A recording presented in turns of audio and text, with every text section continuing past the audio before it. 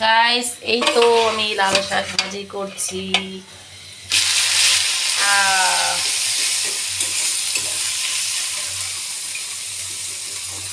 একটু কমিয়ে দেই।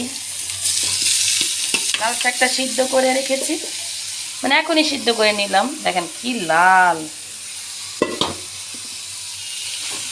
বাগারটা, শাক ভাজির বাগারটা দিয়ে দিই। আসলে আমার এক হাতে মোবাইল ধরে রেখেছি, আর আরেক হাত দিয়ে কষ্ট হয়ে যাচ্ছে আমার।